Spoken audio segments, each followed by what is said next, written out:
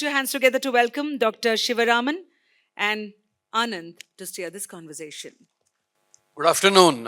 And we always aim to bring practitioners to the conference and discussions. And it's my pleasure to talk to Dr. Shivaraman. And we go back a long way. And he's one of the successful startups. You saw in Colonel Kuber's presentation mention of the projects that have been done. And the startups that have succeeded in this marketplace. So we have been talking about sharing his experiences here. So I'll actually go through the whole process of, for aspiring startups in the defense space, or if you're in the startup world already and you want to pivot to the defense sector. And you've heard all these big numbers, sometimes I can't remember. Yesterday, Dr. Satish Reddy said the total budget is 1.6 lakh crores is the capital spend, and you take up 5% or 1% of that, huge numbers. And you saw how that number breaks up and what are the avenues to get it. But how do you actually get there, and why would you get there is what I would want to start with Dr. Shivaraman. And we'll go back a long way. And this is also for those who you look at, you come from passing out your degree and then you start to think whether you should take an employment or so. So I first came to talk with and get to know Dr. Shivaraman during his PhD days at SRM University. So at the SRM Institute of Technology in Chennai, where I was the advisor to the university, and Shivaraman was doing his PhD in nanotechnology. Okay. So it's not all IITs. There are other colleges too where people graduate and become very successful entrepreneurs. So I think that's the first point that I want to make. India has tremendous potential, So I think every major institution has the capability to come up with the talent to become. So Shivaraman, take us through your thinking process. You did your PhD in nanotechnology. And by the way, he is the youngest PhD in nanotechnology in India.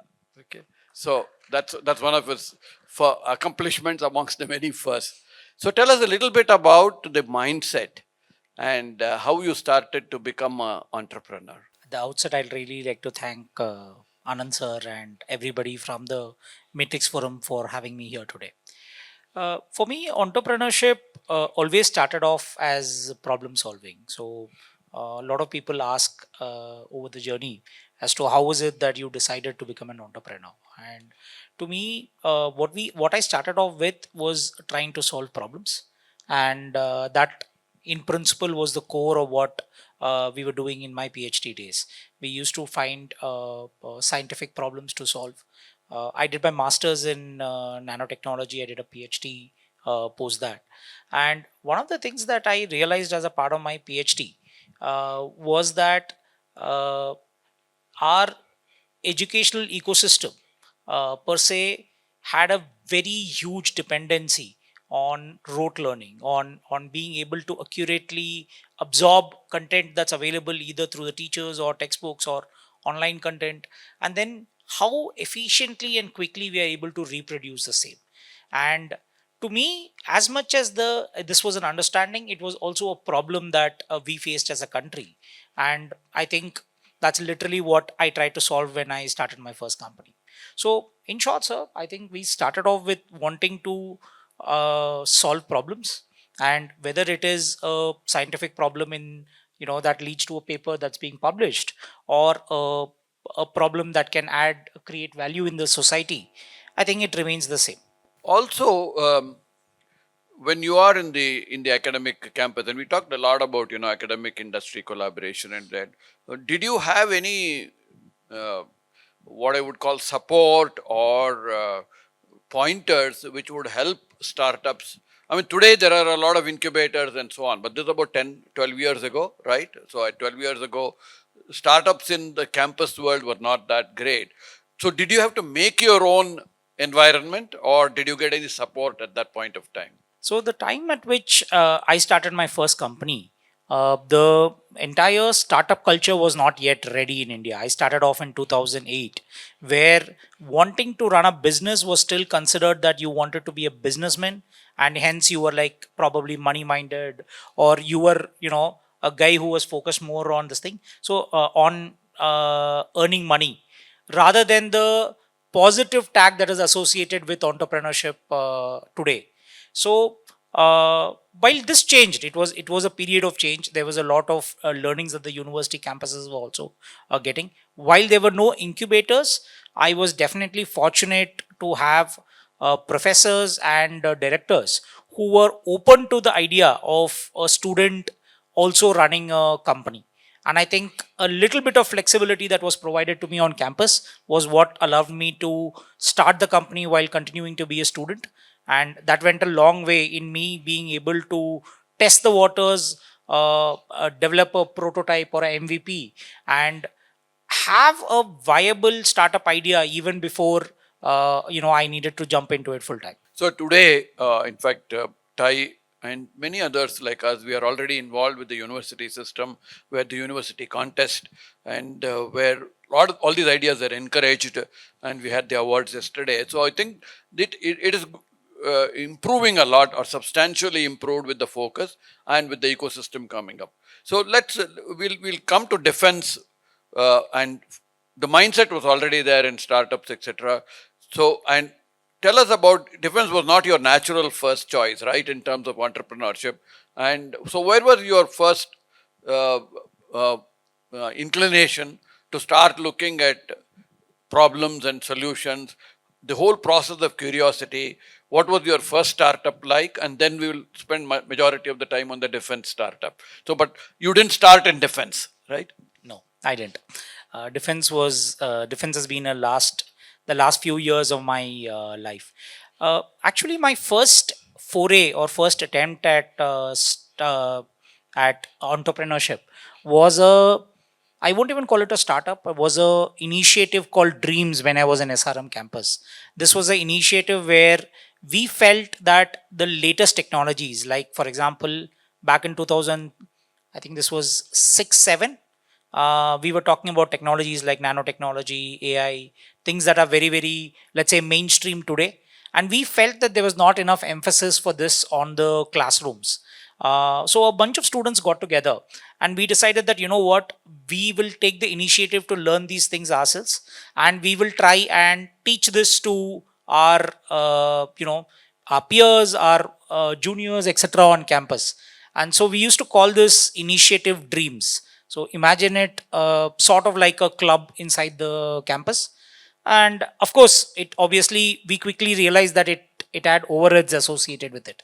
We needed to access quality information, quality knowledge from around the world, etc.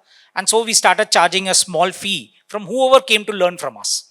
Two things happened. One, we made money.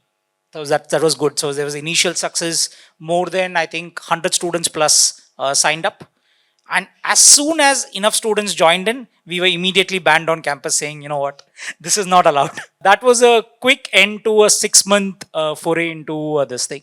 But the idea sort of stayed with us. So when I sort of graduated from bachelor's and started my master's, that's when we launched Achendri. Same idea, but in a more formal form factor as a private limited company. Achendri started to approach this problem statement that I was talking to you a few minutes earlier, of the education system not having enough emphasis on problem solving and not having access or not having enough integration into the latest cutting edge technologies. We did this by creating a concept called research incubator. Like business incubators are very, very popular today. We used to call it a research incubator. So it was a space and a program inside a campus that will encourage problem solving and research. Any student could join it, and we used to encourage campuses to start very early. We would say, don't wait until a final year project on the 8th semester for a bachelor student. Let's start in the 2nd semester or the 3rd semester. Give people enough time to understand various topics that are there. And we would sort of map the topics between topics of current interest, capability of the student, and available infrastructure to come out with tangible research or problems that they could solve. And this was taken up by the student over a 2-year period. And then the results of the same would be published at the end of it. So instead of giving a student 4-month, let's say, final year project, where in 4 months, what research can you do? Identifying a good problem statement on an average takes 3 to 4 months time. Solving it, failing once, could take 6 to 12 months time. If you fail again, you need enough time for you to retry and try to see if you can really solve the problem. So actually, the entire concept of a final year project under the bachelor's program was something that we denounced, and we said, let's make it a 2-year or a 3-year effort by the student to come up with something tangible.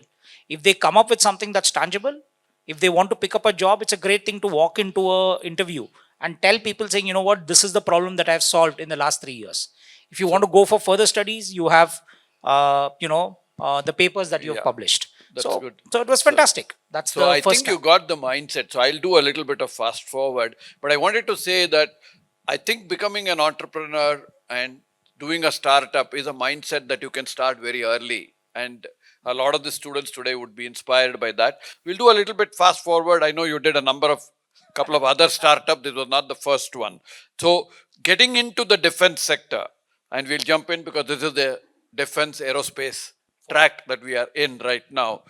You started that out, and what I want to understand is why defense, the partners that you choose. I don't know, Praveen is your partner. So the question is, how did you approach the defense sector and why did you pick this? Because this was not your traditional area. So that might help us to understand some of the things that Colonel Kuber said. Why pick this, and why are you so passionate about developing here?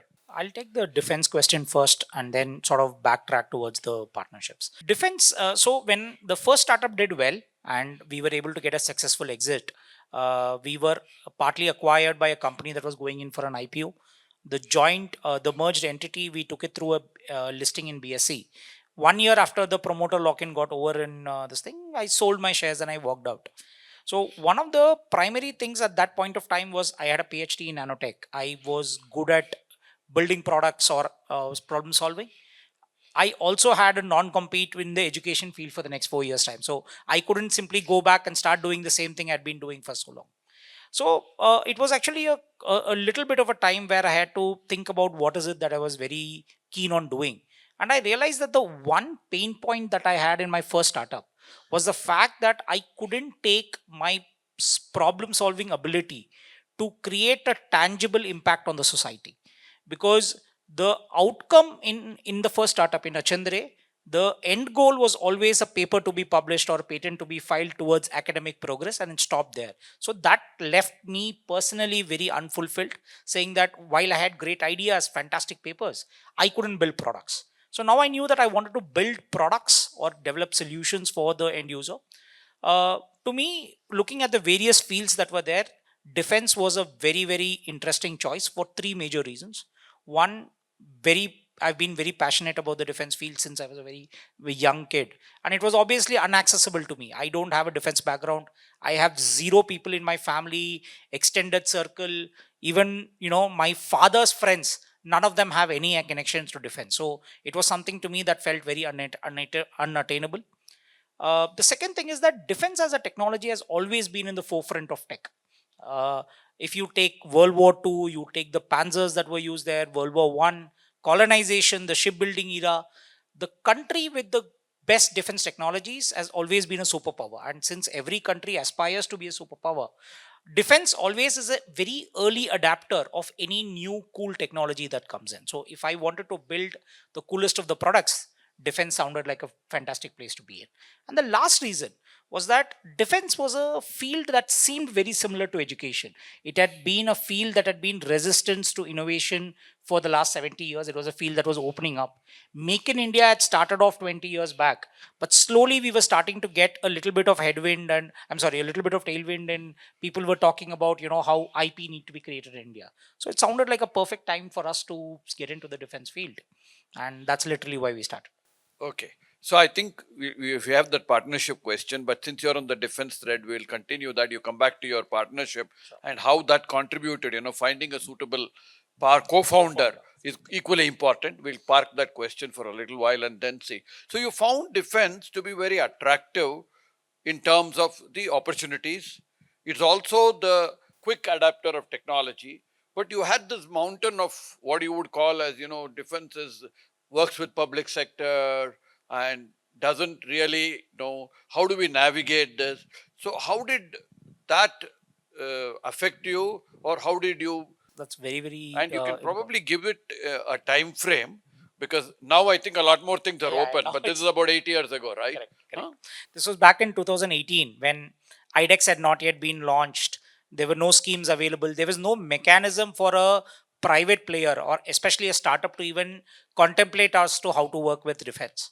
So we started off with defense with two major criteria in our head. One was obviously the fact that we had built a startup, we had made something successful. So we had the tenacity saying that, you know what, this, if we really put our mind to it, this is something that we could pull off. So that was, I don't know if it was overconfidence or it was assured tenacity that we had. But the second major thing, it was that we had the staying power.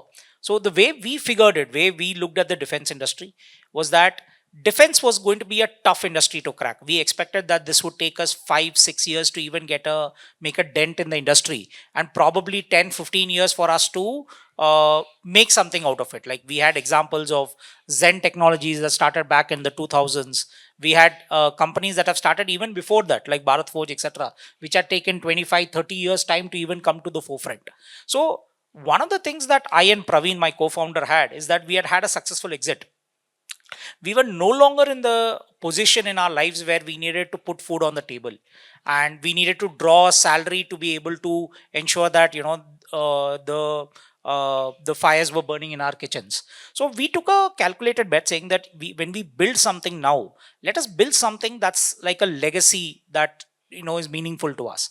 And if it takes 10-15 years, so be it. So one of the things that we started off very, very early is that we said we will not spend money unnecessarily.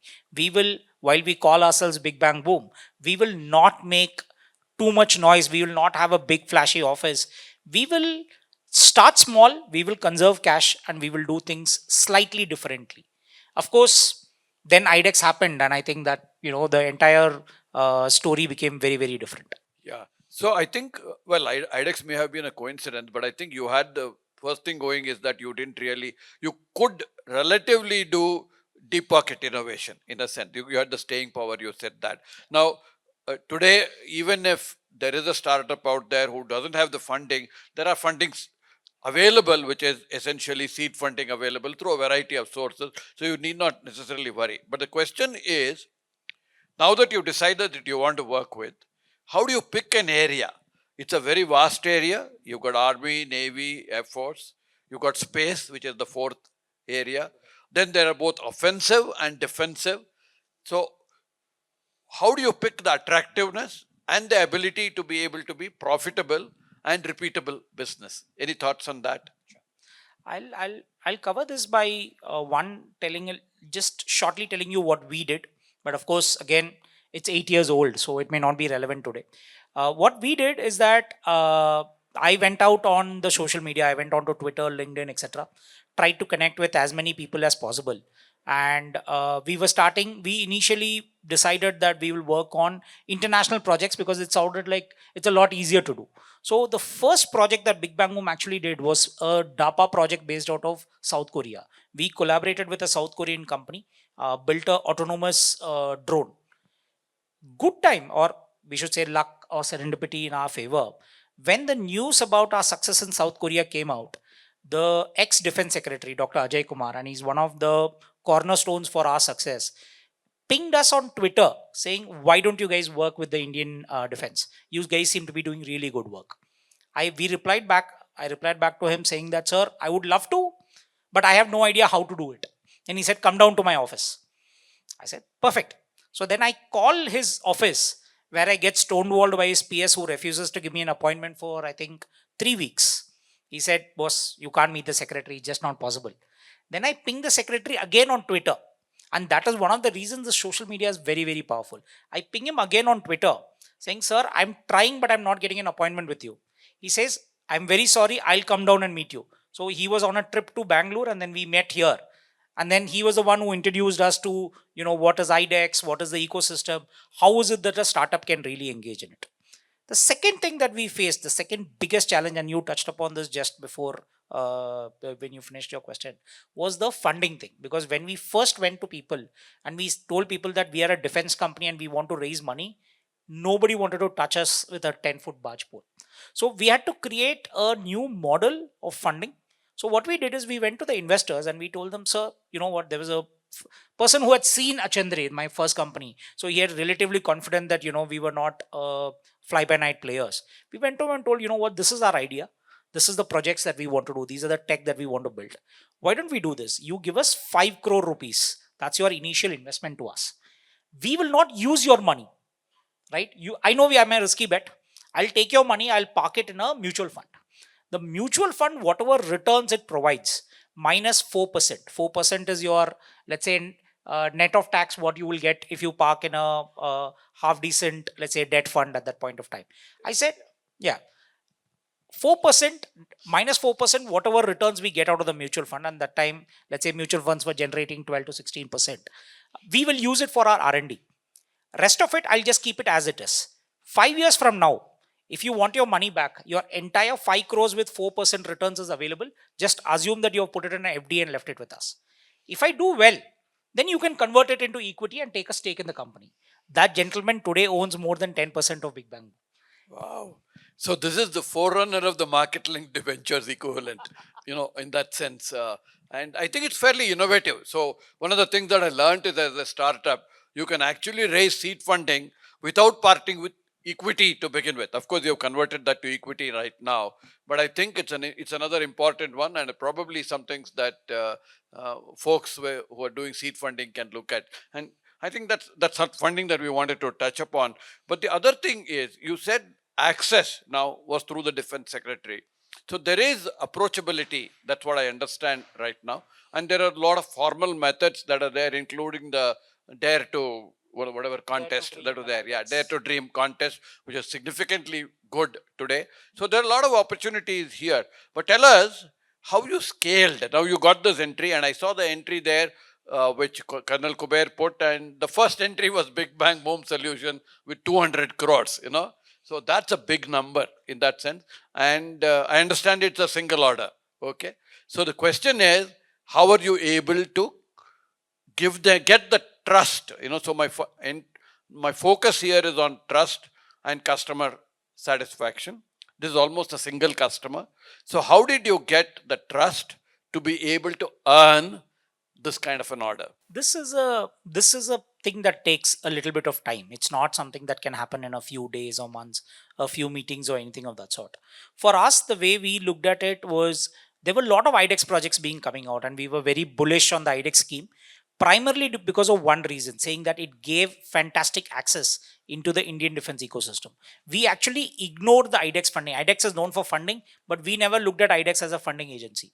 We always looked at it as a agency that provides you a nodal officer and access to all the testing infrastructure that's required to actually be able to build a product as fast as possible.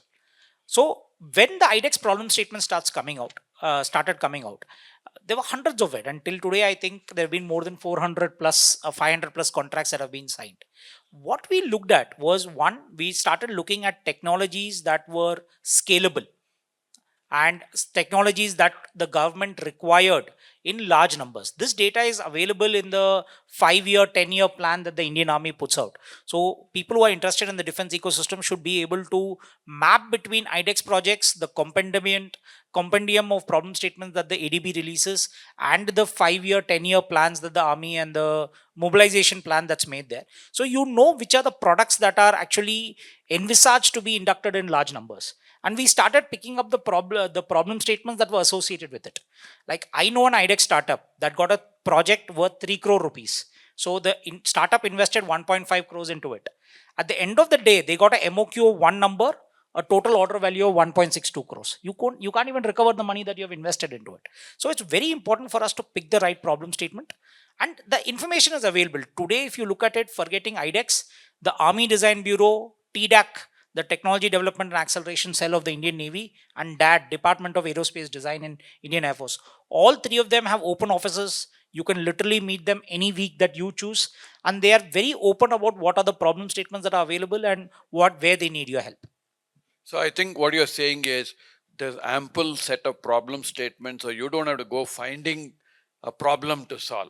The question, of course, is you have to exercise a lot of research into picking the ones that will give you the return, right? That's what you're saying. Otherwise, the example that you cited right now. So I think that's a very important lesson, life lesson for you in terms of length. You know, we talked of success, and I'm conscious of the time that we have. Is there any failure that you learned from in this process, which is a good insight for our listeners as we go ahead? Sure. I mean, we have failed enough times in our life. So a couple of things that we realized is this is our experience. One of the things that is a good advantage for us is that we were one of the earlier adapters of IDEX, but that also made us the biggest guinea pigs. So early in the IDEX, we picked up any project that looked big enough for us, but we realized that there is a difference between products where we can develop projects in isolation, that is what is called a full system development, and let's say projects where there is either a component or a LRU that you're attaching to a platform. So we have at least, I shouldn't say we have two projects where we were developing a subsystem that gets onto a major system controlled by an OFB. We had another project where we were developing a product that needs to be assimilated with a DPSU's product, and both those projects have been stalled for 5-6 years time, because what you don't realize very early is that you may solve your piece of the puzzle, but if the overall program doesn't work out, then chances are you won't get the order that's associated with it. But the projects where the entire product development was in our hand, like the anti-drone, I had to deliver a complete product. Morphine, we had to deliver a fire extinguisher.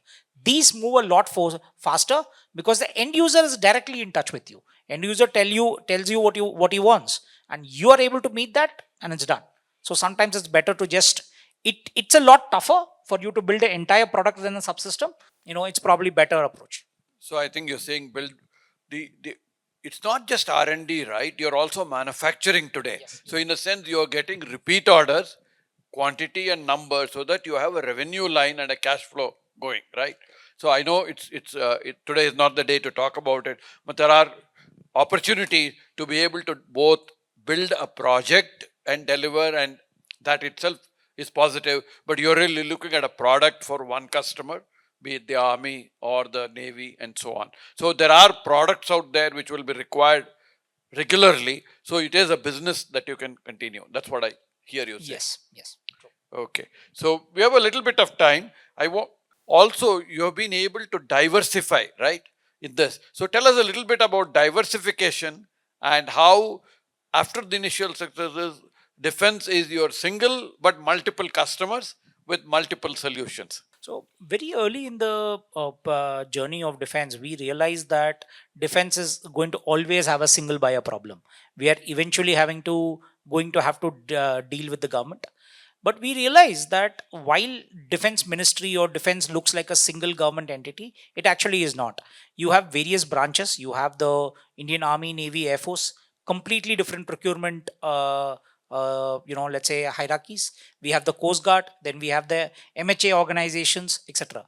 So what we did is we got our first project from the Indian Army, second from the Indian Air Force, and we realized that it makes a lot of sense for us to diversify from that point on. So then we put in a lot of effort to get new projects from the Navy. We set up a new naval research center to make ourselves more tuned to what the naval requirements were. Then we got one project from Bharat Electronics and HAL, which were the DPSUs. So we sort of diversified within the Indian ecosystem itself.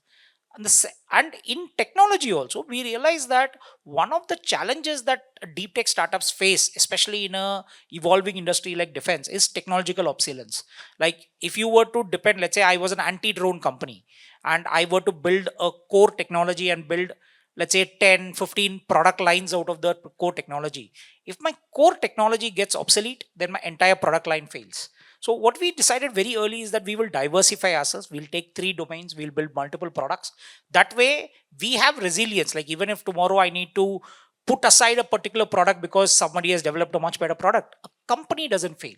So to us, diversification, both in terms of the customer and in terms of technology, became ingrained. So when we talk about Big Bang Boom, we call ourselves a frugal, diversified deep tech startup.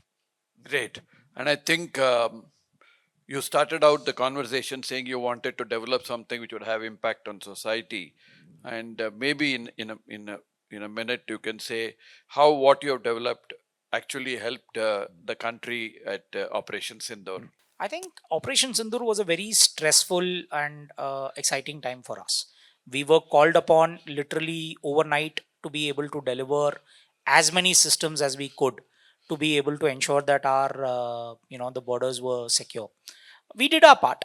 We were able to not only at the exact conflict zone where in fact couple of our engineers were there when the conflict was happening, even in peace locations, like for example there was a drone intrusion very close to in the Chennai city. There was a couple of things in Mumbai that happened, and we got calls from all over the place, not only to be able to provide security and support, which we were able to do rapidly, but also to be able to sort of analyze what kind of threats were coming in, because a lot of these threats are asymmetric things. People don't understand. They've never seen a drone flying. You don't know whether it's a surveillance drone, a payload drone, or is it let's say a someone flying a toy around. So for us it was day and night. I think we literally called our entire employees and we said, you know what, I know we are in Chennai, I know we are a tech company, but then let's assume we are at war and let's give it our all.